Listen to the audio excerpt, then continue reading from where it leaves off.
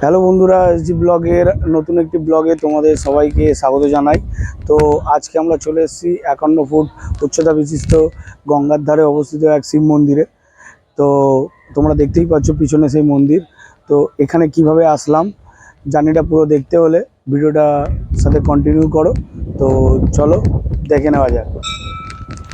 আমাদের সবার পরিচিত সেই প্রাচীন গঙ্গা নদী আর তার উপর দাঁড়িয়ে থাকা হাওড়া ব্রিজ। এই গঙ্গা নদীর ধারে গড়ে উঠেছে অজস্র মন্দির। সেই মন্দিরগুলির মধ্যেই একটি এই 51 ফুট শিব মন্দির, যা আজ দেখতে গেছিলাম।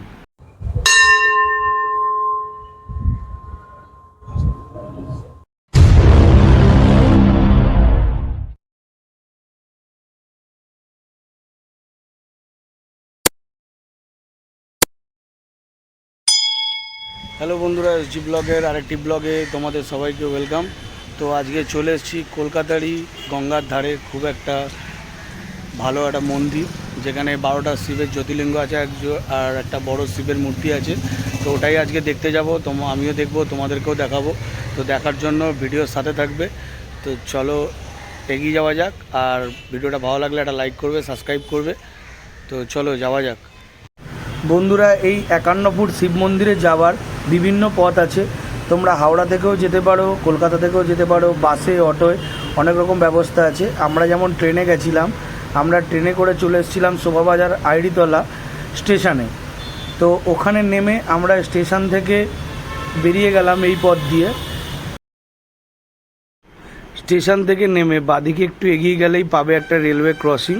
রেলওয়ে ক্রসিংটা পার করলেই ডান দিকে পেয়ে যাবে এই বাদাঘাট ফেরিঘাটটা।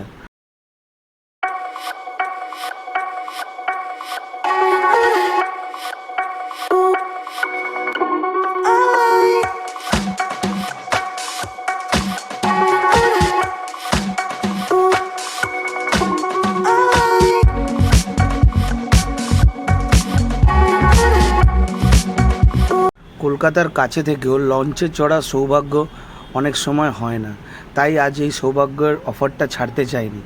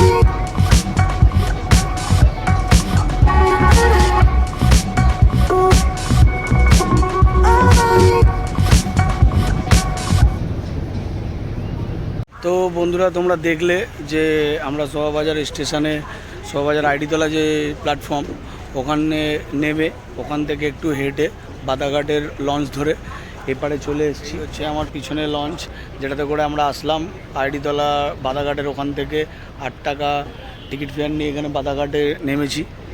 তো আর সামনেই হচ্ছে ওই দিকে আছে, তোমরা দেখে নাও, ওই যে 51 ফুট উচ্চতার শিব, ওখানে আমরা যাব। আর পিছনে হাওড়ার ব্রিজ, দারুণ লাগছে।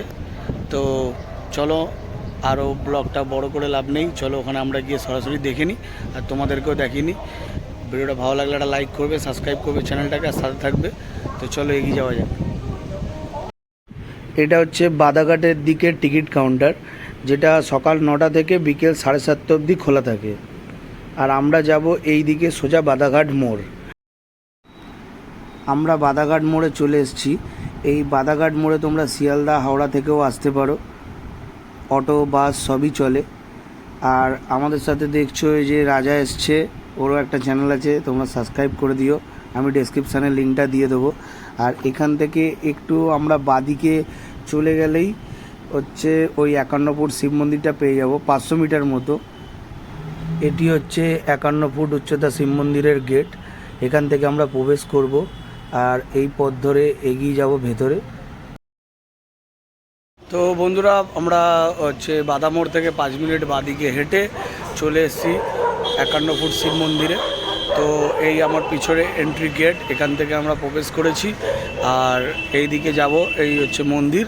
তো চলো, মন্দিরে যদি ভিডিও ক্যামেরা অ্যালাউ থাকে তাহলে তোমাদেরকে দেখাবো, আর যদি না থাকে তাহলে আর কিছু করার নেই। তোমরা অ্যাড্রেসটা দেখে নেবে, দিয়ে দেবো, তোমরা আসলে নিজেরা এসে দেখে নিও। তো চলো দেখা যাক, এগিয়ে যাওয়া যাক।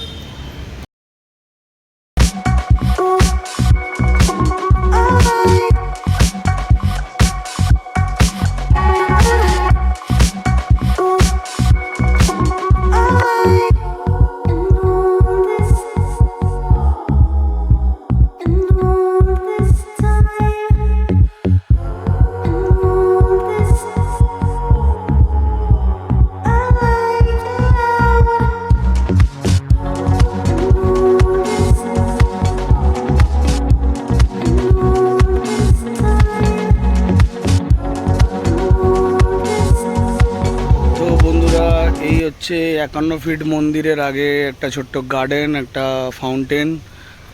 আর এই হচ্ছে 51 ফিট উঁচু শিব মন্দির। পিছনে হচ্ছে শিব মূর্তিটা রয়েছে 51 ফিট উচ্চতার, আর এইটা হচ্ছে মন্দির। তো আমরা আস্তে আস্তে প্রবেশ করছি মন্দিরের দিকে, তোমরা দেখে নাও।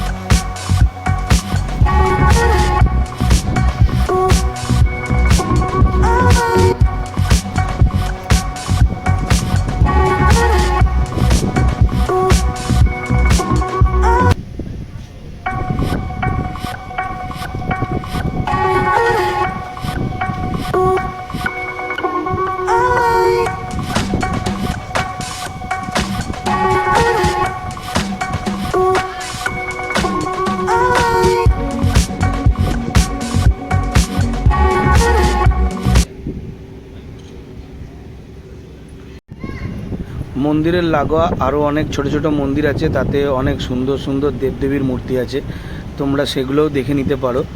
আর এখান থেকে গঙ্গার দৃশ্য এক অলৌকিক সৌন্দর্য দেখতে লাগে।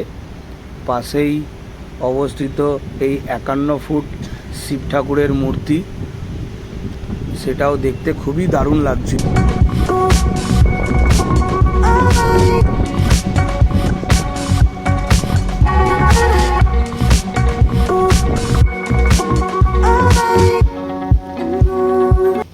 বন্ধুরা, এই হচ্ছে মন্দির 51 ফিট শিব মন্দিরের। তো আমরা এখন মন্দিরের ভিতরে প্রবেশ করছি।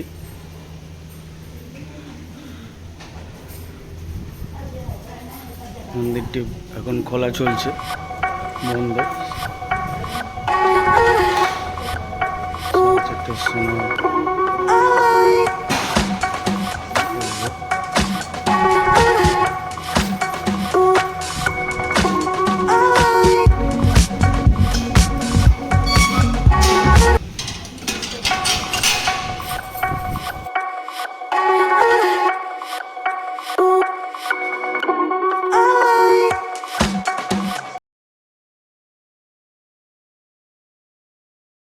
বন্ধুরা, এই জায়গার ভেতরে রয়েছে সেই 12 জ্যোতির্লিঙ্গ, কিন্তু ইনোগ্রেশনের কাজের জন্য আমরা প্রবেশ করতে পারিনি। 4:30 পরে বাবাকে স্নান করিয়ে এখানে মহাদেবকে রাজবেশে সাজানো হয়, খুব সুন্দর লাগে দৃশ্যটি। তো হ্যালো বন্ধুরা, ব্লগটা কেমন লাগলো জানিও, লাইক করো, পাশে থেকো, সাবস্ক্রাইব করো, আর অন্যরা যারা জানে না তাদের কাছে শেয়ার করে দিও, যাতে এই মন্দিরটা এসে তারাও দর্শন করতে পারে। তো চলো, আজকের ব্লগটা এইটুকুনি ছিল, আবার দেখা হচ্ছে পরের ব্লগে। তো টাটা।